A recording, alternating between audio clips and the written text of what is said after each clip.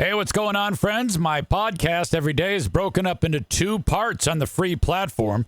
The first part, Act 1, is right now. When it's all done, go right on over to Act 2 to get the second half of the podcast. Thank you so much for checking out my show. Hello, friends, and welcome in to the Eric Zane Show podcast, a daily show where I discuss news, nonsense, and my personal adventures from right here in the Impact Power Sports Studio. Impact Power Sports, they are in Rockford, Michigan, along 14 Mile Road on the south side of the street. That's the area of the road where it's just one direction going one way and another direction going the other way, and a whole lot of nothing in between anything, I guess. So there you go. They are at impactpowersportsmi.com. If you want to check in with them, they can, at their website, you can look into a brand new golf cart, maybe from Yamaha, if that's your thing. They've got a fantastic selection of golf carts there in stock. They can customize them to have them look any way you want. A full service department, making things easy for you in case you need any maintenance done. All at impactpowersportsmi.com. Hope you're doing fantastic. I know we are here. Not so much, though, for areas north of the hard living line. The ice hit north of the HLL, and it has just kicked everybody's ass. So much so that Q100 off the air. Like, the radio station has no power. They have no internet, nothing. They are dead in the water. Everybody is up there. Now, you get north of the hard living line, it's not very densely populated at all. You know, to communicate with your neighbors, you have to do it like Lord of the Rings style and like light a giant torch. And then hopefully they see it, and then they'll light their torch. And then you got to send a raven with a message. Everything is just a disaster. So I understood that there was supposed to be an ice storm that hit north of that bridge, the Mackinac Bridge, which people love that bridge, but it's horrible, okay? And it's not so much that the bridge itself is bad, it's what's on the other side of it. That is a third world country up there. It gets progressively worse as you approach the bridge, but once you are across the bridge, God help you. It is the equivalent of Mad Max, Road Warrior. David says there is great camping on the other side. Yeah, but you got to fight for your life. I have had very little experience up there, other than once I went north of that bridge, and I hated it. This ice storm was supposed to devastate the UP, the Upper Peninsula, and nobody cares about that. Then the forecast changed, and folks in northern Lower Peninsula started to get hit. And it doesn't take very much ice coating trees for them to start falling apart, just cracking under the weight. And that actually happened. So a couple of folks from the radio station, I started communicating with them during the day yesterday, and trees were like cracking in half in the middle of the woods and just winding up everywhere. And so they started falling on power lines. and taking power poles down.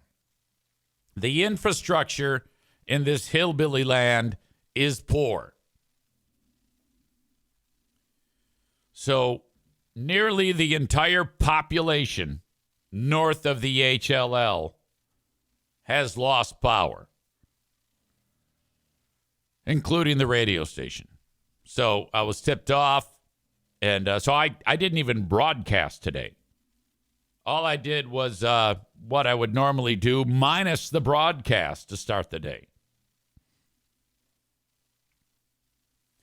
Jeremy brings up something that is on my mind. What is happening at Fear Bunker North?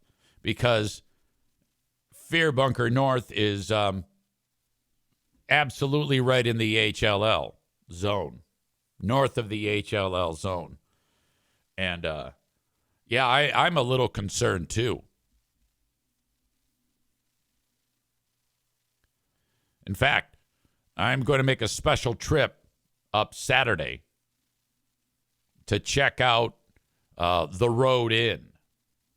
Now, in my brain, because, I mean, it's not, my place is, so you'll be on a regular state road. It looks bombed out to begin with. One lane going one way, the other lane going the other way. You pass another state road. Now you're on this really rough road for a mile. And then you make a right onto a 2-track. Okay, this is the type of road where if there's another car coming your way as you travel at 15 miles an hour, you got to put your car into like the woods in order to like pass. Then I make a right into my driveway, which is this long winding down a valley, and there's trees everywhere. It's tunnel of trees all around this place. And in my mind, they're all down. There's tons of down trees. So I'm making a special trip up there on Saturday. I have to actually be in Petoskey, Michigan, which is as high as you can go practically in the Lower Peninsula for a radio station event. And then while I'm heading up there, I will stop at some point, either on the way up or on the way back, to assess damage and determine the problems at Fear Bunker North. Now, fingers crossed that none of the structures that are on the property are damaged. I just don't want a tree falling on my stuff. I don't care about branches on the road. Aaron with a great line. And you know what? You've needed this. You've needed a solid joke because you've been nothing but hateful for months. So this is great. I'm very happy with this. This is a well thought out joke. Gonna need to suit up with the protective Crocs and your chainsaw those down trees. Exactly. See it now? Isn't that nice when you can actually say something that doesn't seem to be like some type of asshole comment? Isn't that a good feeling? It has to be. So no radio today. For Q100, that is. And then here we are on show number 1,499. Tomorrow is 1,500 podcast. 1,500 free podcast. 1,500 Patreon podcast. That's a lot of podcasts. Holy shit. Who knew? Outside of my time on GRD, this is the most time that I have spent doing anything in all of my earning years. The most time in one place. It has been for some time. The most amount of time that I was in one place was GRD from June of 04 until February of 16, which is not 13 years, I believe. It would have to be June to be 12 years. Right? 4, 14, yes. So we are getting to a spot where on podcasting, with 1,499 episodes in the books and almost 6 years, 3 months in the books, I am getting dangerously close to the exact halfway of the amount of time that I've been doing this. Same half the amount of time as I was on GRD. Molly with an interesting question. Out of all of these shows, which one has been the best? Yeah, it's hard to say. I would like to just say that from my own personal standpoint, the best show that I've done is the latest show that I've done. And that is because of my intense humbleness and humility that allows me to say something so absurd. In all honesty, I don't really think I have a particular show that comes to mind, just moments on the show that strike me as I know that the jokes or the ridiculous story was landing particularly hard during the great Gary from the Men's Warehouse story. That has to be, I've said it many times, that is the most unbelievable thing that I have ever discussed in all of my years of talking into a microphone. Which, by the way, our beloved NFK, I don't think he suspected me to be in his presence this weekend when he was preparing a breakfast sandwich. Now, you're going to get two types of care when it comes to preparing such a sandwich. If I'm in the room, there's a certain type of care. And if I'm not in the room. Now, if I'm in the room, he's cleaning up after himself. If I'm not in the room, it's the opposite. If I'm in the room, he'll take the breakfast sandwich, the Jimmy Dean, and put it on a plate and put it in the microwave and heat it up. And then, while it's still on the plate, he will then disassemble it a certain way and put particular condiment on it that he may like, or salt it or pepper it or whatever the fuck. Put it back together, and then if I'm in the room, he does that. And if I'm in the room, he's making sure that if he has left any traces of disaster, then that is taken care of. He didn't know I was in the room while he was preparing it. So what you then get is him knowing that I'm not there is he'll just take the Jimmy Dean out of the wrapper and he will put it into the microwave onto the spinny glass plate thing, take it out, set it on my counter where, whatever is made up of the oils in the buttermilk fucking whatever the fuck it is for a bun, is now leaving like an imprint of whatever is in there onto the countertop. He'll then he'll squirt some squirt mayo on it. And now, and he's touching all this stuff, and then he's touching the fridge. So now shit's getting everywhere. By the time it's all said and done, the biscuit has moved from the microwave to my counter to the other counter so he can then grab a napkin for some reason. I don't know why. And then I show up in there, and there's spots of mayonnaise everywhere. Not to mention the disaster that is now on the fridge because he has to open and close the fridge to put the mayonnaise back, but it's on his hands too. So there's mayonnaise on the fridge. It's a fucking nightmare. And I'm like, what the fuck? So, and then I have the realization that this is as good as it gets. It can be no better than this. So then I clean up everything, and then that's the end of that. Corey says, family or not, this dude's disgusting. This dude's disgusting way of life is unacceptable. Absolutely. Absolutely. Corey says, clean yourself up or live someplace else. Right. I get that. And we've gotten to that point. We've actually had those discussions. And it's not going to change. So then I'm like, let's say he doesn't change, which he hasn't. Then do I actually kick him out of the house? Now we're getting into a whole new realm here. It is literally easier and less stressful to just clean up after him.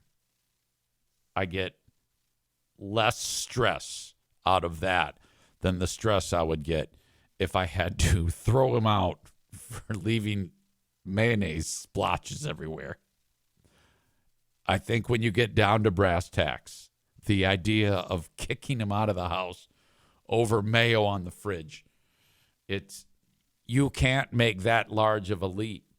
You can't do it. Maureen's 100% right. You have to pick your battles, which you aren't going to kick him out. Right. And it would just be stressful, and it would turn the whole household upside down. And then we haven't even considered Pooh Bear here. Corey says the dude's going to put you in an early grave with the stress. No, not really. I don't sweat these moments too much. Being able to discuss them with you makes them more manageable. You know, kind of like having a sounding board. Once it leaves my brain, I don't get too pissed off about it. Corey says, yeah, what about the poop? Well, then I clean it up. I know that sounds ridiculous, but you have to also consider this. Okay? He's disabled. All right? His brain is fried.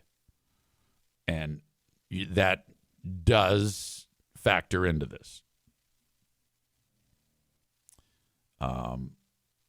You can't really, I mean, if you were to see how much this guy just sits there and fucking talks to himself, you'd be like, oh boy, he's fucked up.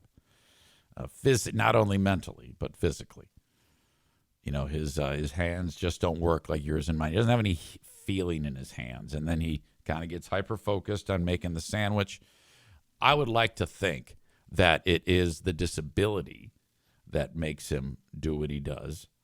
It makes me feel better because if I'm in the room, he cleans up his messes. So I think it's a little of column A, a little of column B. But at the end of the day, there is no way that I can have that hard and fast stance to, treat him the way you are suggesting that I treat him, Corey. Corey says, but if this show didn't exist, fuck, man. You're more annoyed about him than I am. Bob says, mayo on the fridge, not that bad, but poo-poo on cabinets is another thing. Yes, you're right. But yeah, I can't get behind being like a warden around here. Chris says, if you're not throwing out the dogs for shitting on the rug, you certainly can't throw out the brother-in-law. This is true. Oh, my God. All right. Dad was over this weekend. My sweet pops for the Madison wedding shower festivities. This is how it is in our world. When there's a wedding shower, Pooh Bear has, well, her and I both have an army of friends, all girls, all right, who, oh, my God, the blonde brigade is the absolute best. And they, figure out what they're going to make for food for this brunch type of wedding shower. I think that's a thing. You got to you got to what do you call it? Have a brunch on a Saturday. That's the best way to do this. Where you go ahead and everybody shows up, and then they're out by like 1 or 2 in the afternoon. You're done. That's the way you do this. So 11 a.m. starts. They've got all these foods that are made by the Blonde Brigade, and I helped set up, and that was the thing. Pooh Bear said, look, I'm going to need some assistance. Can you help? And my answer was, yeah. Oh, my God. Well, of course. I can't wait to help. Yeah. So then I go, just tell me what to do. You got to go here. You got to pick this up and pick up some tables from Janine, and then you got to go to Costco, and you got to be there when they open. Yeah, okay. What time's that? 10 a.m. All right, I'll be there. What's going on? Yeah, you got to pick up the cake. And then you got to get a bag of ice from Costco and bring it back. Okay, I'm on it. Out the door, gone. Then Pooh Bear says, she goes, I'm stressing about our house because we weren't having it at our house. We were having it at this clubhouse. And so I go, well, what's up? She goes, well, your brother and your dad are going to be at my house. I go, yeah. So the floor in that mudroom is very muddy. Can you scrub the floor? Can you get on your hands and knees and scrub the floor? And I go, well, yeah, I was going to do it anyway. I mean, that was on my list of things to do. I don't want anybody coming home, showing up here and seeing that. Now, they didn't even go in the room. They didn't even see it. Well, yeah, of course. Yeah, man. So, Saturday, wait a minute, what was it? What day was it? Well, the event was Sunday. Yes. So Saturday, I'm like on my hands and knees scrubbing it, and it's perfect. You can eat off of it. Everything smells clean. She goes, this smells so good around here. I'm so lucky to have you. And I go, yeah, well, hey, it's the least I could do. It's the least I could do. Come on now. You see, now, this is all maintenance. Everything that I have discussed with you is maintenance. With doing what I did to scrub the floor, cleaning up after the NFK. I'm telling you, man, it's harmony and bliss in this house. There is not a bad vibe that exists. Maureen says, do you have any pictures of your dad? Yeah, I might be able to send one along. I definitely did take pictures. I didn't get a picture. I'm not in a picture, I should say. But I took a picture of Dad and Joanne with my girls. Just got to send it to myself. Be able to share it with you. I know you've haven't heard from my father in quite some time, as we have kind of stepped away from Dear Meathead. He sat down, and so it's my brother Jim, myself, and my dad. And my dad had lunch. Joanne packed his lunch for him. It was adorable. But you got to give him a shot first, like an insulin shot, before he eats the food.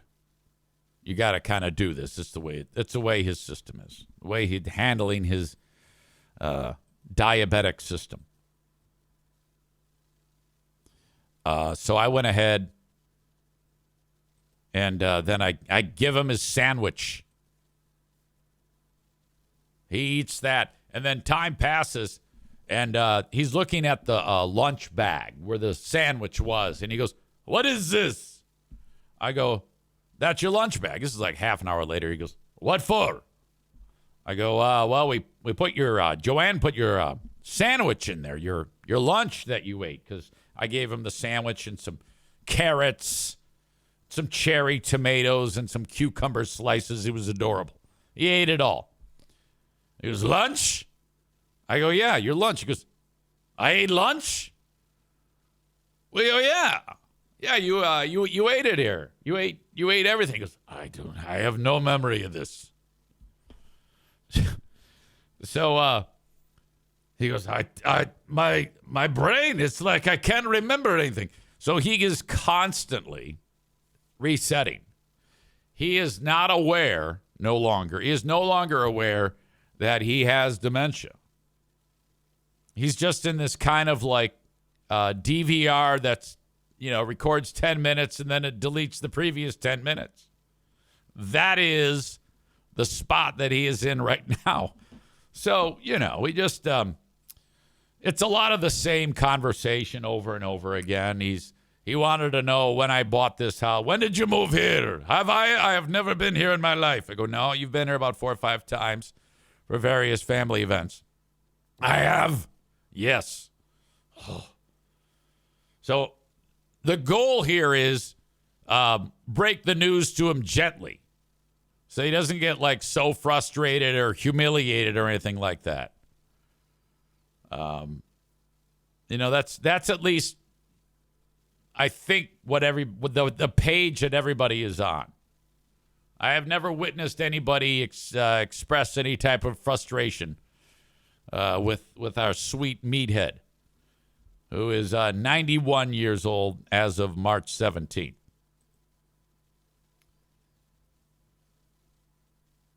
Let's see here. This is, I thought I had a picture. Let me see if I can get this going. Picture of my sweet dad. There they are. There's the crew. Dad, Joanne, Madison, and Jackie. What a bunch. What a fun time. Maureen says, oh, that's sad. Chris says, I miss Meathead. I love listening back to the segments, especially the ones when he thought he had to be a character on BBL. Yeah, he sure did, didn't he? Chris says, fuck, we witnessed that with Kristen's grandmother yesterday. She turns 95 tomorrow. She asked us where the cake was from 3 times, where the cake was 3 times in 5 minutes. It's one of those deals. He's like, he brings up Fear Bunker North. Now, there's no real realization that he sold it to me. He doesn't recall that. He does not recall going up there last year. He just starts asking me questions about it. He thinks something's going on, but he's not quite sure. And I'm like, yeah. You were up there last year, Dad. We had a good time, and we're going to go back this year. You and me and everybody. It's going to be awesome. He's like, oh, wow, I had no idea. Some of you folks, and your old pal EZ included, are trying to lose weight. And me, not so much. I'm trying to lose fat. And it's slow, but it's working. I think it's slow. I mean, my weight is not falling that quickly. I have a exercise plan in place where I've been lifting a lot of weight, and that might have something to do with it, push-ups and pull-ups. But let's update that. And by the way, this show runs till 1 hour on Mondays because of the workplace staff meeting. Despite the power being out at the radio station, I'll still be having the workplace staff meeting. So what I'll do is I'll finish up this first act of the show and then be back with you sometime around, 12:40, 12:45 to continue the show. Boy, these glasses, I think they're sitting a little weird on my head. All right. I was at 182.9 last week. I'm down 0.9 to 182. Just 3 pounds lost in 4 weeks. That's a 0.75 a week average. Not that staggering, but healthy. It's supposed to take time. That way, the weight loss sticks. Let me just say here that the only 2 people to lose any weight this week are boys. all of these women gained weight. Now, the only excuse I have to offer is for Rebecca, who the previous week, she dropped a lot of weight, but she is suggesting that she was dehydrated. That's what she said to me, because the previous week, she had dropped 4.5 pounds, and she thought that that was not realistic. So the number today is higher, but it still overall is still a good thing because, well, let me just get to the guys first, because the guys kicked all manner of ass. The women did not, but with the caveat of Rebecca, she gets a pass. Jeremy was down another 2.1 pounds, which means he has eclipsed 80 pounds lost. Think about that. 80 pounds lost. Find the heaviest thing in your home and lift it. It's not going to be 80 pounds. That's how much weight this guy has lost. And in his picture, I'll show it to you. He he takes the picture on the scale. And so I need to he was like the first one to reach out to me today. On his picture on the scale, by the way, he also includes a picture of his sweet kitty. There's Jeremy, freshly shaved head with that rat trap beard of his and his sweet kitty. And then on the pic, the 254.6 is his weight right now. If you zoom in, you can see some titty here. Where is it? Yeah. So you can see his reflection there. And if you, I can't see his root, but there is definitely some tit on this that is visible right in there. I think that is titty. So congratulations, though, at 254.6. That is exceptional. You have now dropped over 80 pounds. That is so great. In fact, the star on the Blubber Award goes to Jeremy. Again, in 29 weeks, he's lost 80.7 pounds for a 2.78 pound average. Okay, how many? There are 52 weeks in a year. So that means you're just over 1/2 of a year.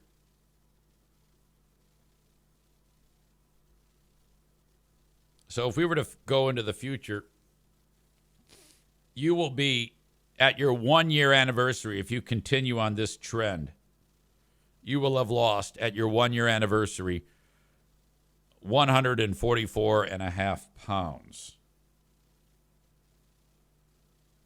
So that would be another 64 pounds in what you are down now.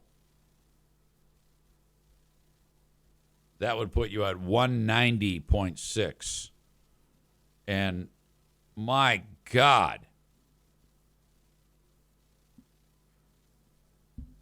And I still think there's a chance that you can get away from this, get through this without any concerns about surgery on your skin, because some folks have to have skin removed. But I don't think, I mean, you were fucked up, but I don't think you're as fucked up as that.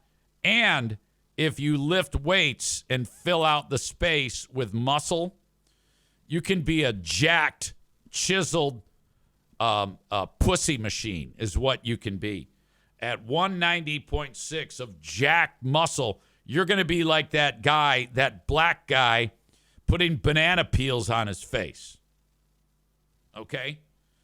You are going to be able to get such prime poon. All right? you're probably going to be able to get the type of poon that she's like a physician, like a medical doctor, bringing down 6 or 7 bills a year. You won't even have to work.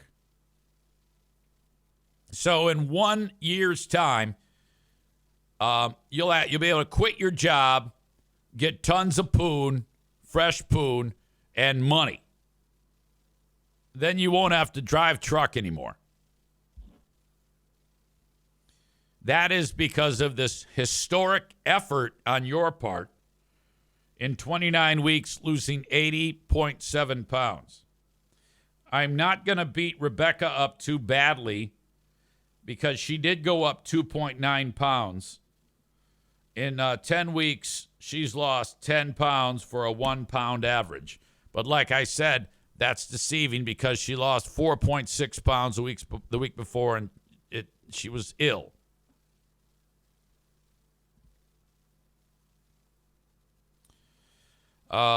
Jeremy says, hey, Doc, I lost 100 pounds in a year. Are you impressed? Want some bone? All right. Now to our 2 idiots who suck at everything. Amanda has followed up some steady losses with a 2-pound gain.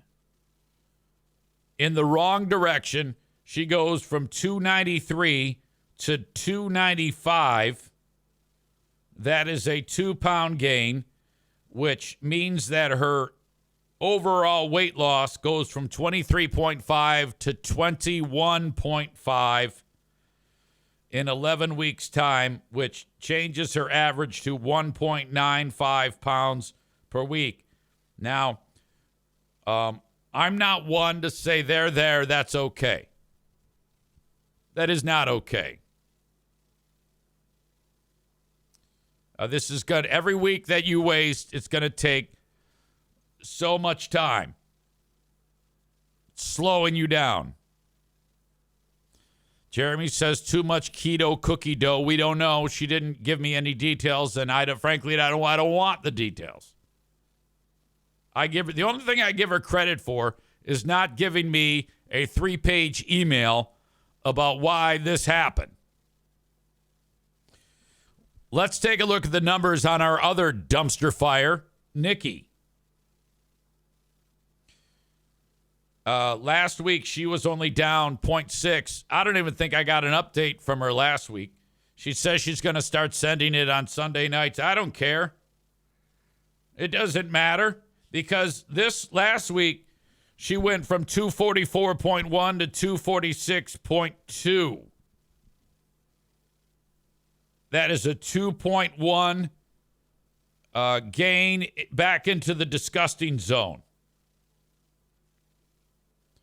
That means that her 23.5 pounds lost drops down to 21.4 in 10 weeks, changing her average to 2.14 pounds a week lost. All right, so what we have there is the Bitch Patrol gained 6.7 pounds. The dudes lost 3. Are you women that easily defeated? Is that all it takes? What a bunch of idiots. The guys clearly have this figured out. Corey even said women are weak. My God. You going to take that from Corey? He wrote, women are weak and give in easily. You know, I don't necessarily agree with that. But don't you get tired of having these types of attacks made on you because of your horrible performances? Come on. 7 pounds? Jeez, you're messing up the hard work that Jeremy and I are doing. Our net average, our net number of pounds lost went up because of you pigs. Jeremy lost 2.1. I lost 0.9. That's 3. But our net goes up 4 pounds because you wildebeest.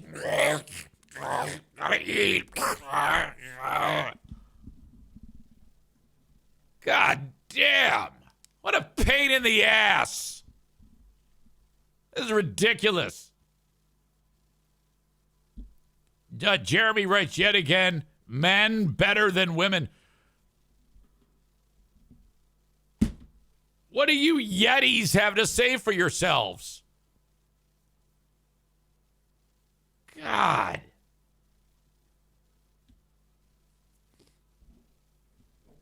By the time this is all said and done, Jeremy's going to lose 140, and the rest of you are going to gain it.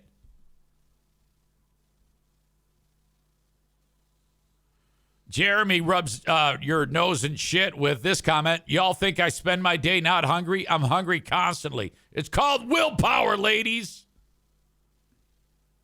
Jeez. It's this type of dedication, lack of dedication, that keeps you from earning more than men.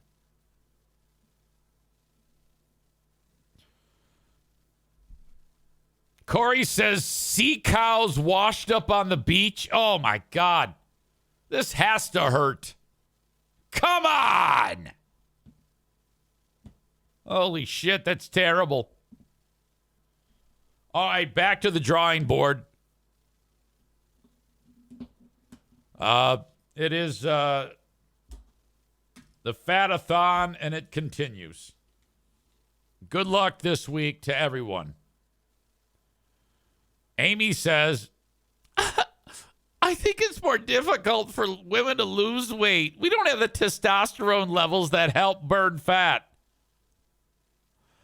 No, it doesn't work that way, dummy. It goes to calories in, calories out. All right? It's willpower. If you don't eat as much and you burn more, you will lose weight. Each pound of fat, calorically, like if you were to burn a pound of fat, that's 3,500 calories, known as kcals. Lowercase k cals, that's what they're known as. 3,500 calories. So, if you ran minus 500 a day, the math works out. Times 7 days. You will lose a pound.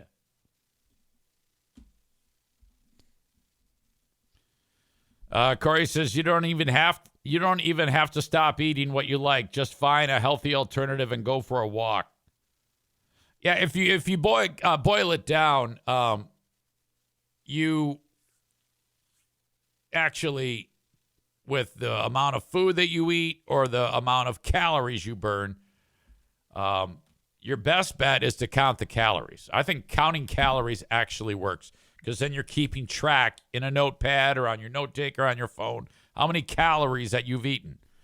And then you're avoiding sugar. You're avoiding the fatty foods. You're going a lot of protein, the right proteins. You're avoiding the saturated fats if you are getting the protein, which there is a way to do that. You just got to fucking read and try. A lot of fruits and vegetables. Not a lot of carbs. A lot of water. Some fruit, not much. A lot of sugar and fruit. That's it.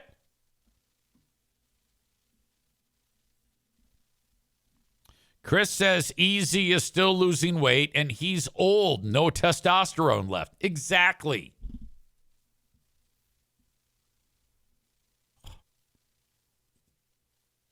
Unbelievable. Thanks as always to the sponsors, Irvine's Auto Repair, Grand Rapids Hybrid and EV. There is a trusted place to get your vehicles repaired. Now, this is how it's going to go. Okay, if you have a problem with, let's just say, you need an oil change, and you take your car to Irvine's. When they reach back out to you, they're going to have looked over every single portion of that car. And they're going to say to you, hey, I know you're in for an oil change, but we've got some things that need addressing. Yellow light, red light. These three things are yellow light, transmission fluid, motor coolant, and your brakes. This is red light, wheel alignment. You need that taken care of right now. So don't be surprised when that happens. And why they do that is because it's going to save you money in the long run. If you can get that alignment taken care of right then, you're going to save yourself on a set of tires, or damage to your other portions of your vehicle that control your steering and whatnot. So that's what it's like when you reach out to Irvine's. All right, you get the full thing. 616-532-6600. There are times when they say, you can't pick it up until you let us fix it. It's that bad. I've had that happen. And then I'm thankful that they do it. It's because of them that my 22-year-old truck is in tip-top shape. Thank you. 616-532-6600. They've got free loaner cars for you to use. Their website is ervines.com. ervines.com in the middle of Grand Rapids, Michigan. When it comes to health care, some of you may have to get your health insurance through the healthcare marketplace. You know, Obamacare. A lot of times it's people who are working but their bosses don't offer health insurance, or they're in between jobs perhaps, or they own their own business like your old pal EZ.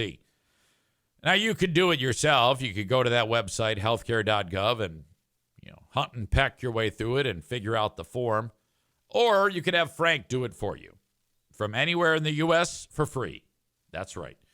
Go to buyinsurancehere.com. That's buyinsurancehere.com to get started today. He is also a Medicare specialist if you're getting ready to take advantage of that, or get your Social Security planning. Hey, I'm going to retire in 6 months. I don't know the first thing about this. What do I do? Frank will help you. Buyinsurancehere.com. He'll help you set all that up.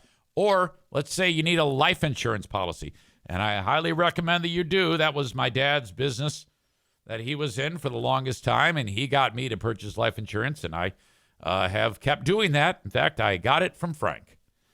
Go to buyinsurancehere.com. Folks, that is the first part of today's show.